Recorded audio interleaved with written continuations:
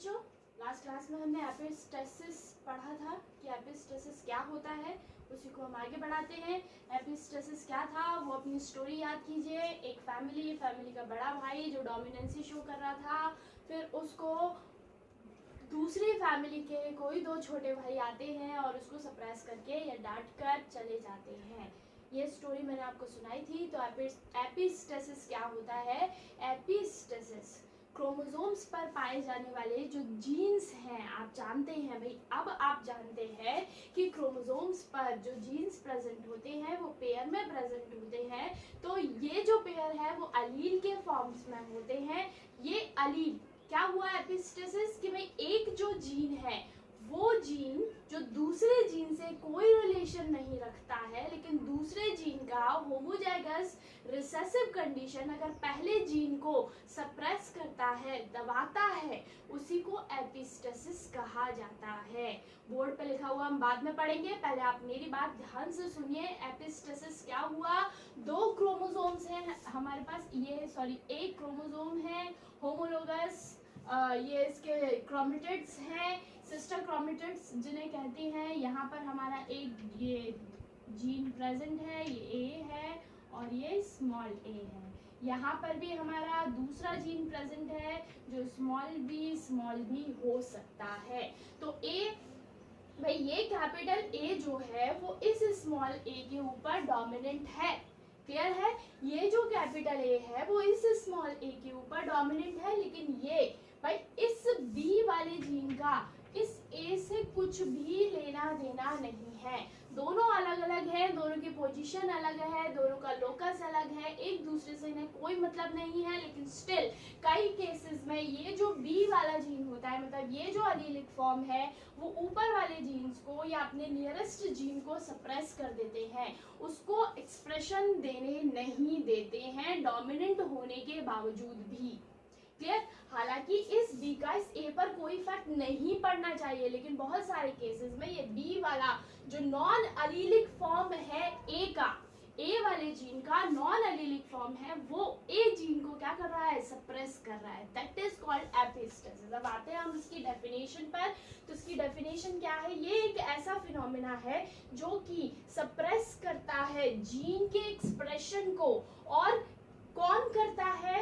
Another non allelic gene. मतलब ये एक ऐसा फिनोमेना है जो कि एक जीन के एक्सप्रेशन को सप्रेस कर देता है। और कौन करता है? अनदर नॉन एलीलिक फॉर्म, मतलब उस जीन का एलीलिक फॉर्म नहीं, कोई और जीन का एलीलिक फॉर्म जो है वो आकर उसे सप्रेस कर देता है, उसे एपिस्टेसिस कहा जाता है। अब एपिस्टेसिस जो है, हम आगे बढ़ते हैं, ये दो टाइप की होती है भाई, हालांकि होती तीन टाइप की है, पर हमें पढ़ना दो ही टाइप का है क्योंकि वही हमारे सिलेबस में है। पहला है हमारा डोमिनेंट एपिस्टेसिस, डोमिनेंट एपिस्टेसिस,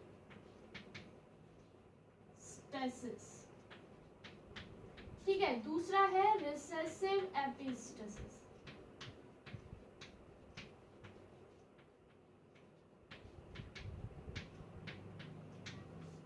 पहला डोमिनेंट, दूसरा हो गया हमारा recessive epistasis.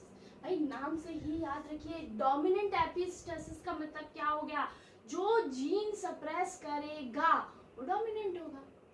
Clear? Recessive epistasis का मतलब क्या हुआ? जो जीन सप्रेस करेगा वो रिसेसिव होगा। क्लियर है?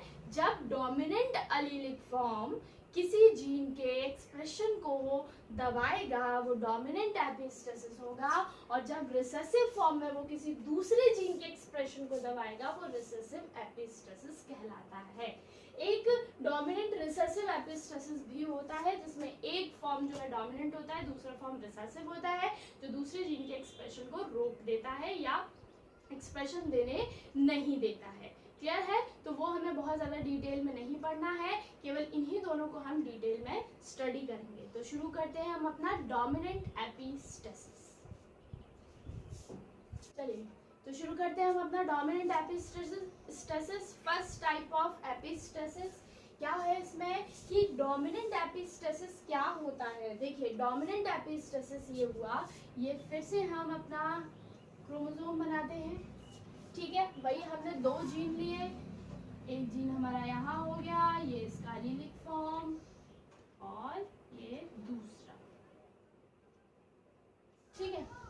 ये है हमारा डोमिनेंट फॉर्म और ये डोमिनेंट हो सकता है, रिसेसिव हो सकता है, कुछ भी हो सकता है, ठीक है। ये भी रिसेसिव हो सकता है। इस फॉर्म में हमने 2 जीन्स को लिया है। जब एक डिफरेंट लोकस पर दूसरे लोकस पर प्रेजेंट डोमिनेंट जीन अपने नियरेस्ट या किसी और क्रोमोसोम पर प्रेजेंट जीन के एक्सप्रेशन को दबाने की कोशिश करे या एक्सप्रेशन को खत्म कर दे, उसे हम डोमिनेंट एपिस्टेसिस कहते हैं, ठीक है। मतलब ये इनका लोकस अलग है, इसका लोकस अलग है, दोनों अलग अलग लोकस पर प्रेजेंट हैं। अगर ये ए डोमिनेंट है, ये डोमिनेंट ए फॉर्म इन दोनों की एलीलिक फॉर्म को नजरअंदाज करते हुए, चाहे वो डोमिनेंट हो चाहे वो रिसेसिव हो, किसी भी कंडीशन में हो, हमें इससे कुछ लेना देना नहीं है, ठीक है। लेकिन ये डोमिनेंट अगर इन दोनों के एक्सप्रेशन को खत्म कर देता है तो वो हमारा डोमिनेंट एपिस्टेसिस कहलाता है। क्लियर है? मतलब क्या हुआ, हमने कहा था कि जो जीन सप्रेस होता है उसे हम एपिस्टेटिक जीन कहते हैं और जो करता है उसे हाइपोस्टेटिक जीन कहते हैं। तो एपिस्टेटिक जीन की एलीलिक फॉर्म का कोई मैटर नहीं करता है, लेकिन जो हाइपोस्टेटिक जीन है वो डोमिनेंट फॉर्म में इस एपिस्टेटिक जीन के एक्सप्रेशन को दबाए, उसे डोमिनेंट एपिस्टेसिस कहा जाता है, ठीक। और इसकी स्टडी जो है वो सबसे पहले की गई थी एक प्लांट में, उस प्लांट का नाम है कुकुरबिटा पेपो प्लांट। कुकुरबिटा पेपो प्लांट के फ्रूट कलर में इस चीज को देखा गया था। तो हम देखते हैं कि इसमें क्या क्या डिसाइड किया गया कि भाई, अच्छा मैं यहाँ साइड से लिख देती हूँ, वाई, कैपिटल वाई जो है वो रिस्पॉन्सिबल है फ्रूट के येलो कलर के लिए, ठीक है। फ्रूट के येलो कलर के लिए रिस्पॉन्सिबल है। अब स्मॉल वाई जो जीन है वो रिस्पॉन्सिबल है फ्रूट के ग्रीन कलर के लिए,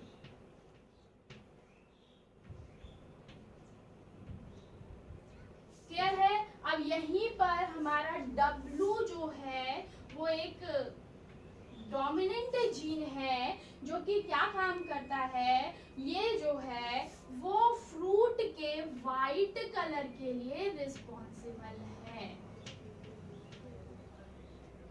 इसके लिए रिस्पॉन्सिबल है फ्रूट के वाइट कलर के लिए। तो अब हम देखते हैं कि क्या कंक्लूजन निकला। इसकी क्रॉसिंग करा के देखेंगे हम, पूरा अपना स्क्वायर, यूनिट स्क्वायर, ये सब कहानी बनाएंगे। फिर देखते हैं कि हमें कितने कलर के कितने फ्रूट मिले, मतलब फ्रूट किस किस कलर के हमें मिले, उनका रेशियो क्या मिला, क्या वो मेंडलिज्म को फॉलो कर रहे हैं या मेंडलिज्म को डेविएट कर रहे हैं, ठीक। चलिए तो इनकी कराते हैं हम क्रॉसिंग। चलिए भाई, ये हमने अपना क्रॉस शुरू किया। क्या क्रॉस बनाया हमने व्हाइट कलर के फ्रूट की क्रॉसिंग कराई ग्रीन कलर के फ्रूट की।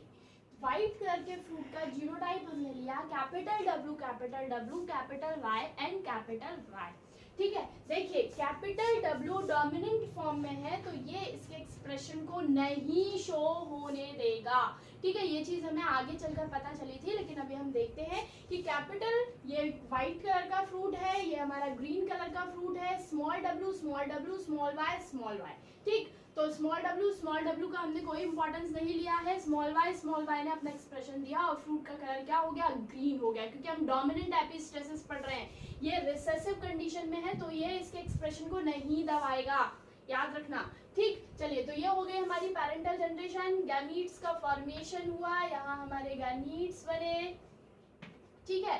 गैमीट्स बने, क्या बना बताया है आप लोगों को, होमोजाइगस फॉर्म में होता है। तो ये गैमीट बना हमारा W capital Y, small y, दोनों का फ्यूजन हुआ। फ्यूजन होने के बाद हमें मिला F1 जनरेशन। क्या मिला हमें, F1 जनरेशन मिला, जिसमें सारे के सारे फ्रूट जो थे वो कैसे थे, व्हाइट कलर के थे। सारे फ्रूट कैसे मिले हमें, व्हाइट कलर के मिले। अब यहाँ चल रहा था कि भाई व्हाइट कलर के सारे फ्रूट क्यों मिले, कैपिटल वाई भी तो था, उस कैपिटल वाई ने क्या अपना एक्सप्रेशन नहीं दिया, ये डोमिनेंट होते हुए भी अपना एक्सप्रेशन नहीं दे पाया। देखो स्मॉल डब्ल्यू रिसेसिव है, चलिए नहीं दिया, स्मॉल वाई ये भी रिसेसिव है, इसने भी अपना एक्सप्रेशन नहीं दिया, तो क्या जो कैपिटल वाई है उसने अपना एक्सप्रेशन नहीं दिया होगा। क्वेश्चन बनता है सीधा सच्चा कि कैपिटल वाई ने अपना एक्सप्रेशन नहीं दिया, सारे के सारे सफेद ही क्यों मिले, क्योंकि इस डब्ल्यू ने इस वाई को अपना एक्सप्रेशन देने ही नहीं दिया। ठीक है, देने ही नहीं दिया। चलिए अब हमारा यहाँ तक मन कैसे भरता है, आगे अगली जनरेशन पर हम पहुंचे, हमने F1 जनरेशन की करा दी सेल्फिंग।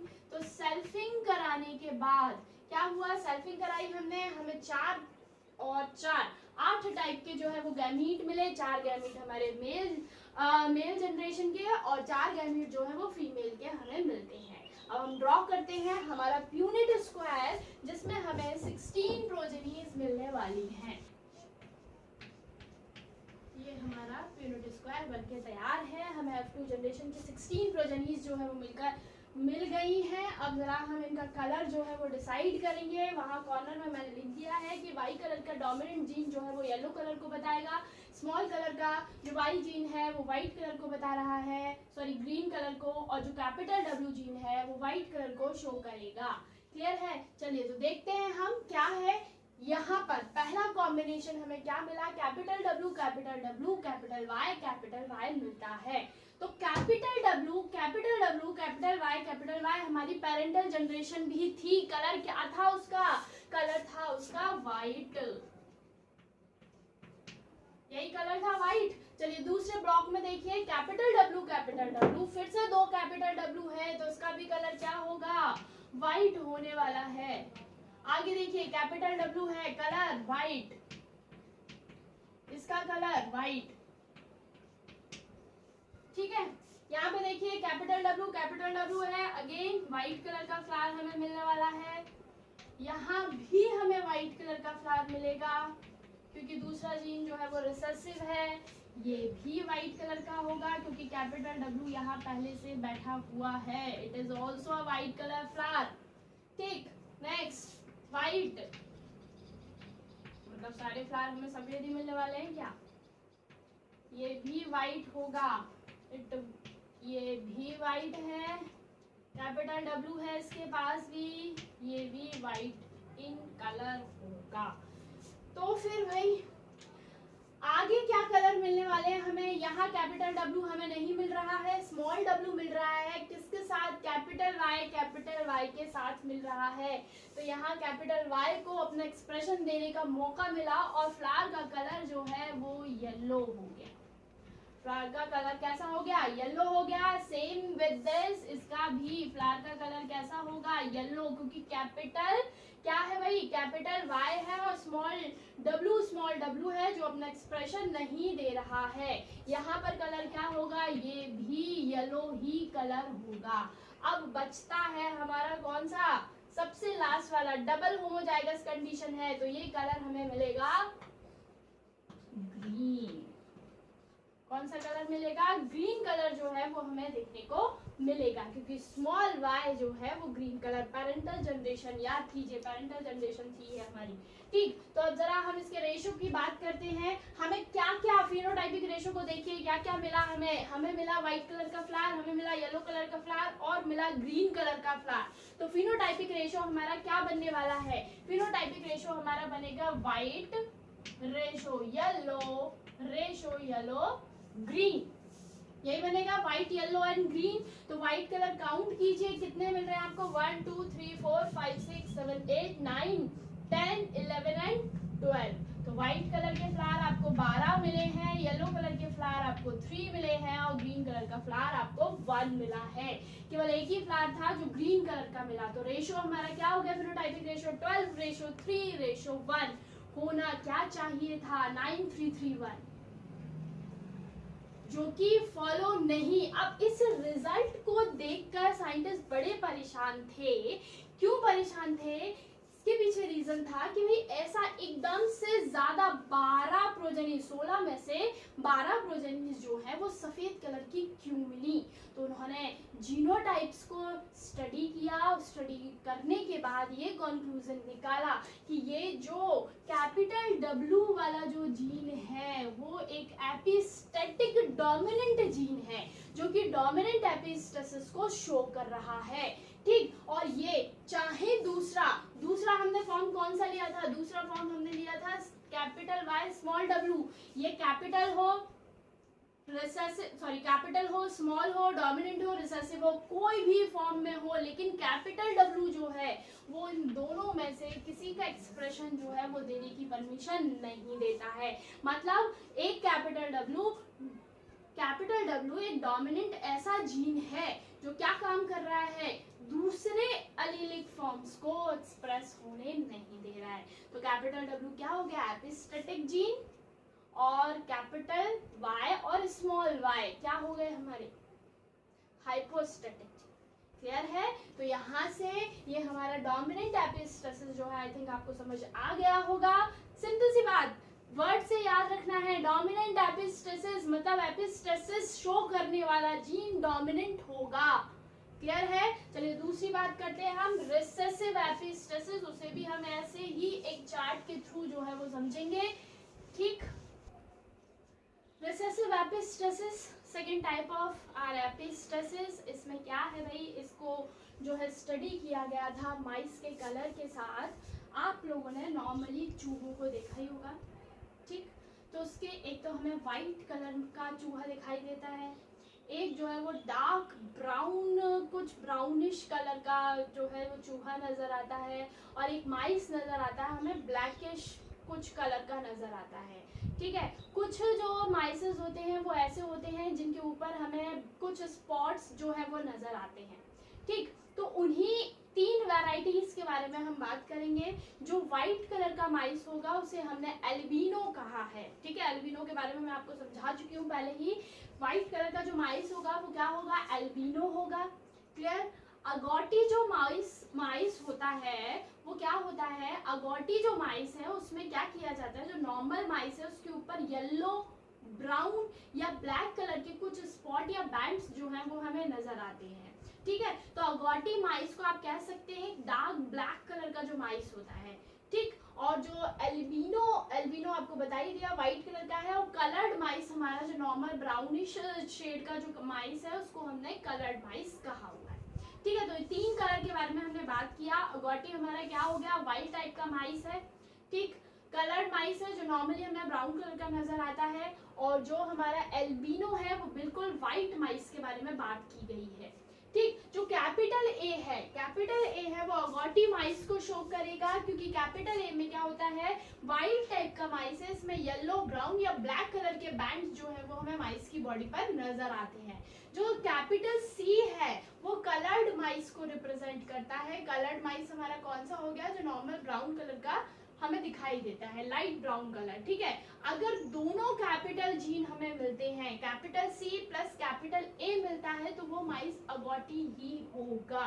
क्लियर है, कैसा होगा, अगॉटी होगा। चलिए यहाँ पे हम देखते हैं, अगर कैपिटल सी स्मॉल ए जीन के साथ है तो वो माइस कलर्ड होगा। ठीक है, ये माइस अगॉटी क्यों हुआ कैपिटल सी के होने के बावजूद भी, क्योंकि एक ही प्रेजेंस जो है वो कलर्ड माइस के ऊपर येलो कलर के बैंड्स, येलो, ब्लैक या ब्राउन कलर के बैंड्स जो है वो शो कर देता है, जिसके कारण माइस अगॉटी बन जाता है। ठीक है, अगर हमें स्मॉल सी, भाई इस तरीके से जो भी मैं डिनोट करूंगी वो स्मॉल सी होगा, आप कंफ्यूज नहीं होंगे। तो ये स्मॉल सी और कैपिटल ए जब आपस में मिलते हैं तो ये एल्बिनो मतलब बिल्कुल व्हाइट कलर का माइस बनेगा हमारा, और स्मॉल दोनों होमोजाइगस कंडीशन में होंगे, स्मॉल सी स्मॉल ए, तब भी हमें एल्बिनो फॉर्म ही देखने को मिलेगा।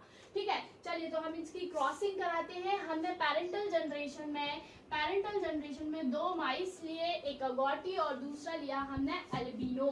अगॉटी capital C capital C capital A capital A, capital C plus capital A, कैसा होगा माइस? अगॉटी होगा। ठीक है, तो नॉर्मल कलर्ड माइस पर हमें कुछ निशान, कुछ येलो कलर के, ब्राउन कलर के या ब्लैक कलर के बैंड्स नजर आ सकते हैं।